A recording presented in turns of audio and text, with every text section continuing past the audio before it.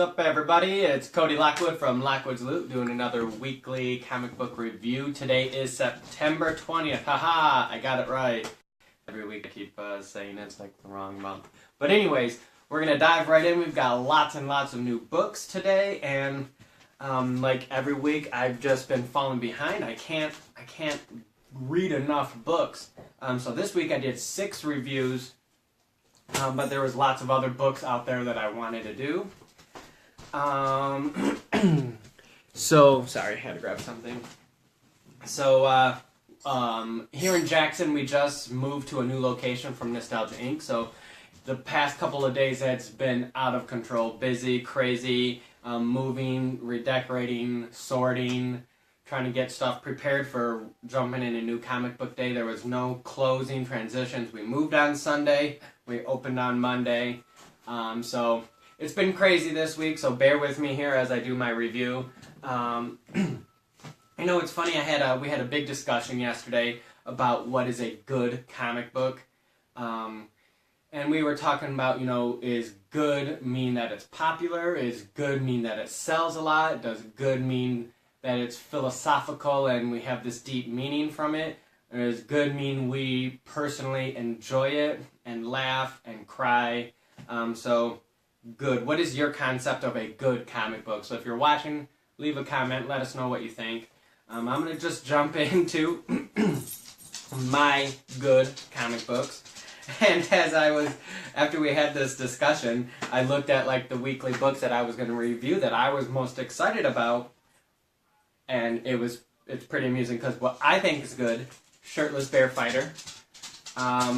Samurai Jack, #1. This is by Fabian Rangel put this out, who Helena Crash, Space Riders, he did some TMNT, Namwolf, like on and on and on, and Johnson Cadwell. The artwork, I freaking love this stuff, so yeah, I think that's good. Andrew McLean's Headlopper, F yeah, this is one of my favorite. It's a quarterly comic book. I cannot wait for that to come out, and I cannot wait for all of the other stuff. I pre-ordered some Headlopper action figures. I mean, a t-shirt I would wear it, posters, shoes, underwear. Actually, I don't wear underwear, but I would wear anything and rock anything Headlopper.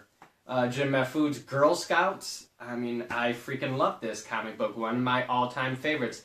It's the only comic book that I can think of, that I can remember since the Marvel Civil Wars, where I bought every single variant, and I've read consistently every single issue. I love this book. I will own an original piece, published piece. And then we have something that's a little bit more mainstream. We have the Star Wars Captain Phasma issue 2 and the Venomverse issue 3. So we're just going to dive right in, guys. We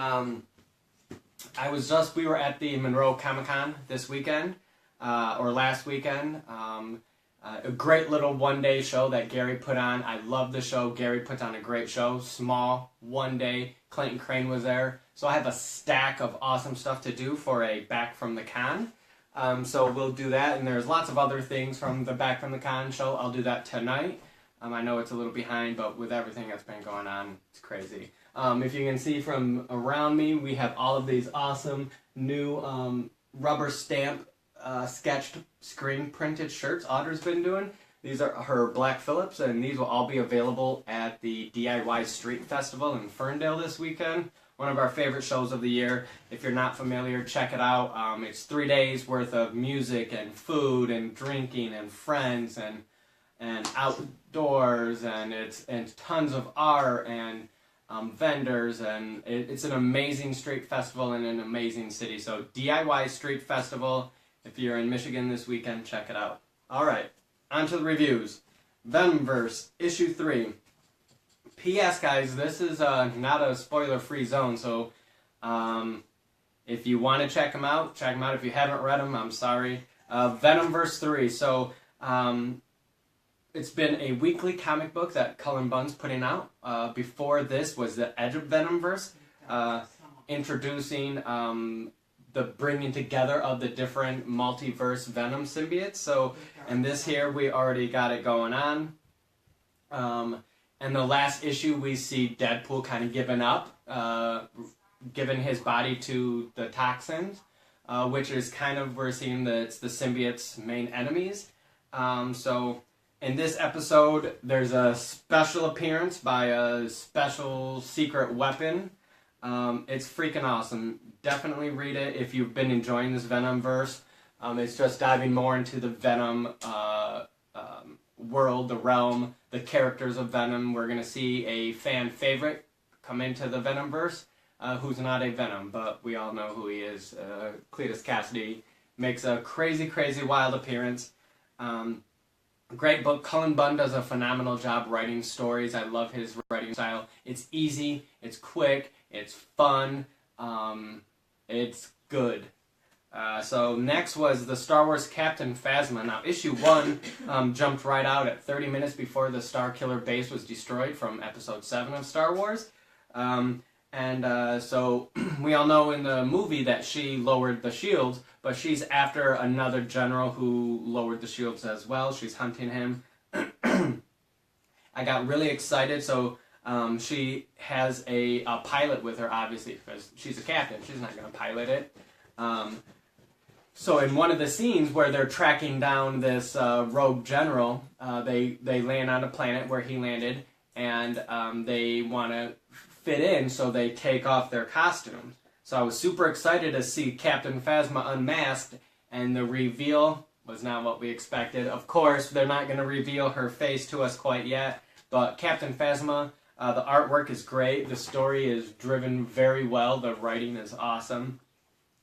Story is compelling. It's something we care about because it's directly tied in with the movie. So check it out, Star Wars Captain Phasma.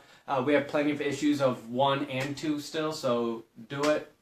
It was a great read from Marvel's Star Wars Cinematic Universe. Now, another book that came out today was from IDW. I'm not reviewing it because there's so many other stuff, but the Star Wars Adventures.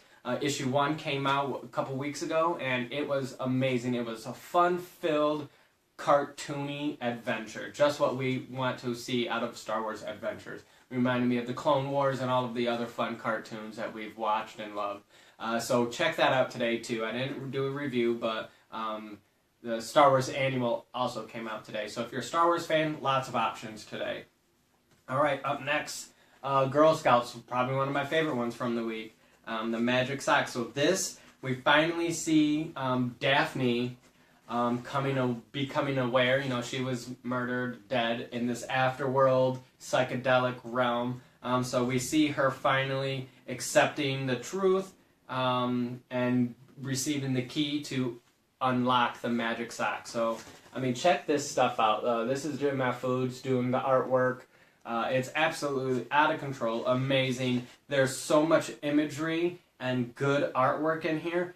Every panel is just jam-packed with originality, uniqueness, and he paints these. So they are phenomenal, and the writing is wacky, very well done though.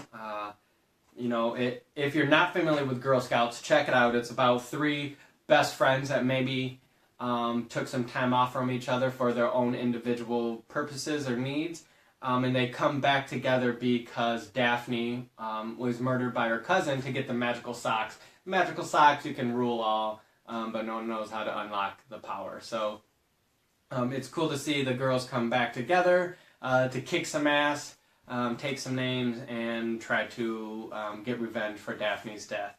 But obviously, I think in the next issue we're going to see the return of Daphne. So check it out, Girl Scouts.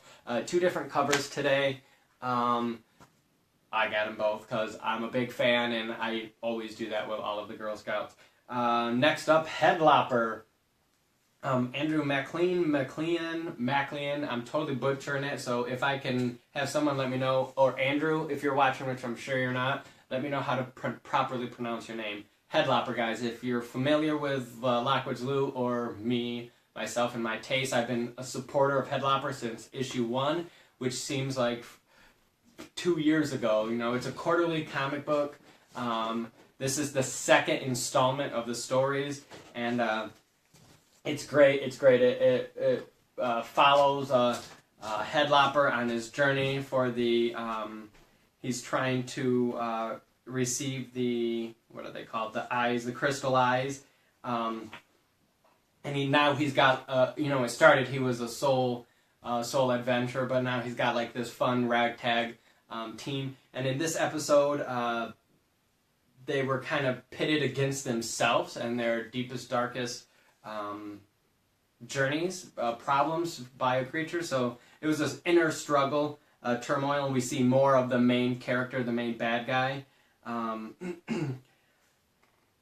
we see some deaths, and but Headlopper is great. The artwork is phenomenal, one of my favorites. And we see some really cool, more interpersonal depth of each individual character. So check it out, Headlopper. I believe there's 2 covers out. Ryan Otley did the other cover today. So definitely check it out. Up next, we'll do the Shirtless Bear Fighter. And it was funny, I was reading all of these, and it seems like at the end of each of them, there's this big reveal, and most of them are inner struggle reveals, so it was great that, each of these kind of had a feeling, a tie-in together. So Shirtless Bear Fighter, I had been getting multiple covers, but I just went with the one cover today. This is a classic illustrated homage cover. Alright, so in this we find out finally what Jackson Logger has been up to. We find his big reveal, his big secret. This is, his planning. The whole thing he's saying was planned from Shirtless Bear Fighter to get out of the forest so he could log the rest of the forest, and that the bears didn't kill his long lost love. It was actually Jackson Logger who killed her, and it was his sister. Spoiler alert, sorry everyone, that just kind of came out. But we see much more things revealed. I'm not going to give the end, but big battle, Papa Bear, Shirtless Bear Fighter together. It was awesome. Check it out. And last but not least, Samurai Jack. So I'm really curious where this is. It follows kind of like a ragtag team of bandits and their leader, which closely resembles a cyberpunk motorcyclist, Samurai Jack. So we're going to see, in the end, he finds what they're smuggling, and it's something he doesn't agree with. So in the end, he kind of rebels and stands up against them, and he keeps having these flashbacks in the end, so they're actually flashbacks of Samurai Jack. So I'm really curious to see where you guys take this. The artwork is absolutely amazing. I'm a huge fan of Warwick's style of artwork. That's Warwick's cover. Again, there was 4 different covers for this. Cover A and B, which are regular covers, and then of course cover C, which I had to get because my boy Alexis Zarit did the cover. It was totally awesome and epic. That was a 1 in 10 retailer incentive, so I have that. My plan is to eventually have all of you guys sign that book. I'm a big signature guy, so I got actually for Fabian and Alexis, I've got like a stack of books I need you guys to sign. So one day I'll get you guys together in one show, or we'll just fly you guys both out here to Jackson, because that would be freaking epic. Alright, anyway, so Samurai Jack, check it out. Quantum Jack, so I'm really curious to see where this goes. If we're going to have both Jacks come together, or if this is the Jack from a far future, displaced universe. I'm curious. So more answers to come and following issues. So that completes my episode of Lockwood's Loot. New comic book review. Again, this is September 20th. Tons and tons of books out there. This is just my top 6. So don't just go with my judgment, but do go with my judgment. Go and buy all of these, read these, follow me, subscribe to me, comment on me, or don't. Either way, I appreciate your guys' time. Again, I'm Cody Lockwood. Have a good one. Bye.